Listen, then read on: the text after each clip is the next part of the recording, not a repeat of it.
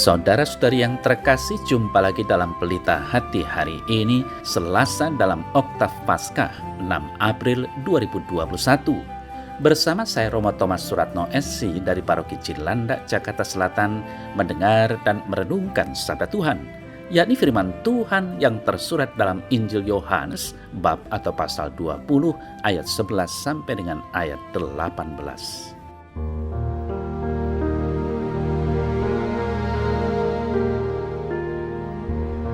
Setelah makam Yesus kedapatan kosong, maka Maria Magdalena berdiri dekat kubur itu dan menangis.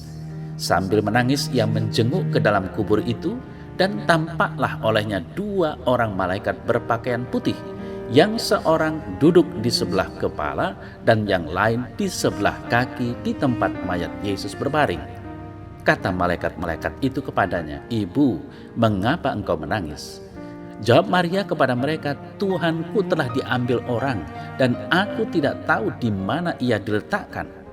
Sesudah berkata demikian, ia menoleh ke belakang dan melihat Yesus berdiri di situ, tetapi ia tidak tahu bahwa itu adalah Yesus.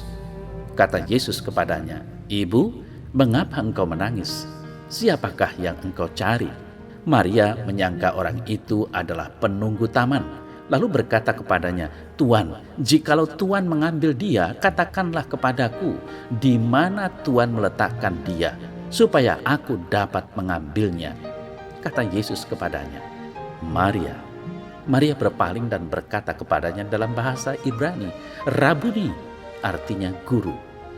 Kata Yesus kepadanya, "Janganlah engkau memegang aku, sebab aku belum pergi kepada Bapa. Tetapi pergilah kepada saudara-saudaraku dan katakanlah kepada mereka bahwa sekarang aku akan pergi kepada Bapakku dan Bapamu, kepada Allahku dan Allahmu." Maria Magdalena pergi dan berkata kepada murid-murid, "Aku telah melihat Tuhan," dan juga bahwa Dia mengatakan hal-hal itu kepadanya.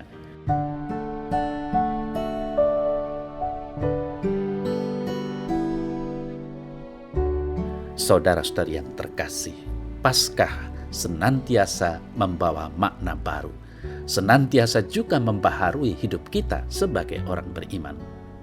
Pembaharuan hidup itu yang diharapkan membawa perubahan dalam hidup kita, paling tidak membawa penyegaran dalam perjuangan kita sebagai orang beriman.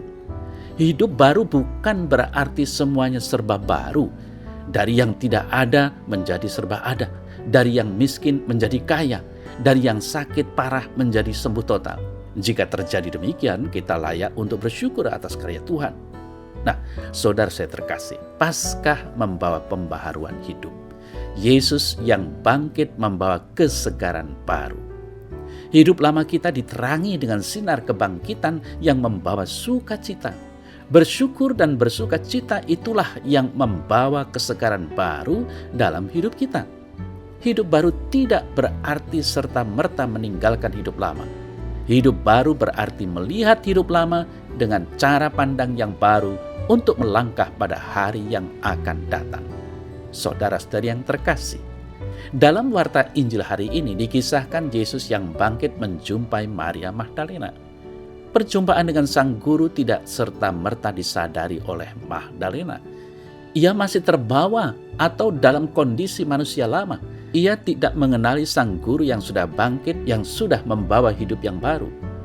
Manusia lama Magdalena masih menutupi manusia barunya. Ia belum mampu melihat hari baru. Tetapi saudara-saudari yang terkasih, sapaan Yesus yang khas menyadarkan dirinya. Pada akhirnya perjumpaan dengan Yesus menjadikan Magdalena manusia baru, manusia yang mampu melihat harapan cerah keselamatan masa depan.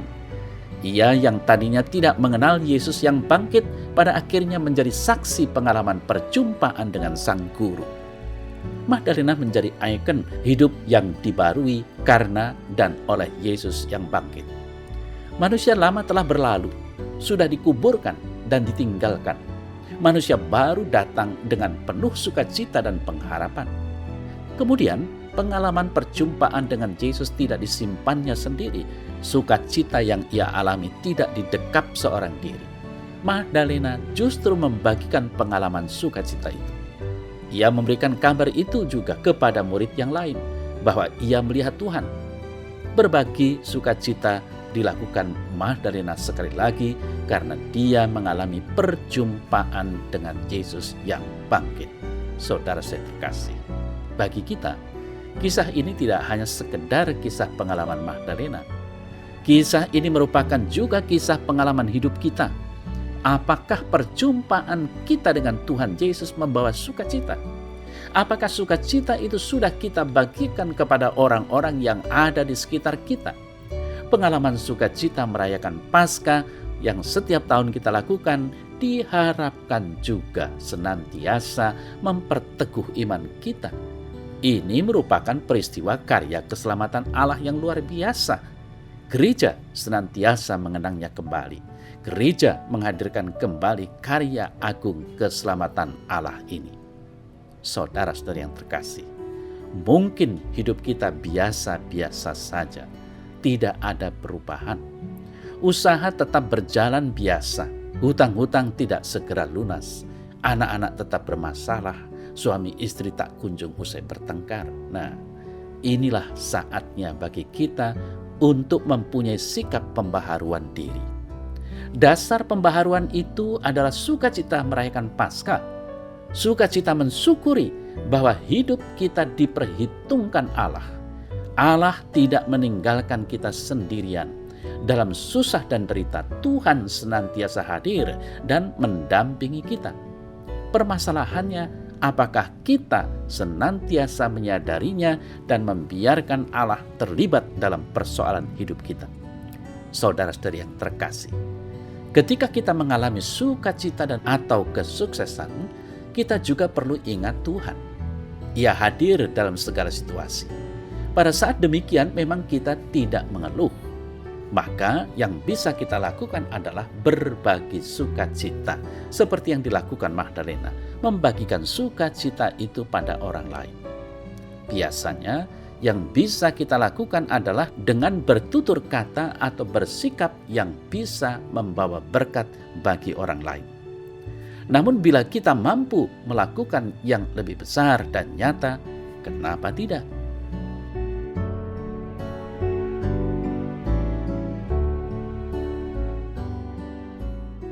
Dalam nama Bapa dan Putra dan Roh Kudus. Amin.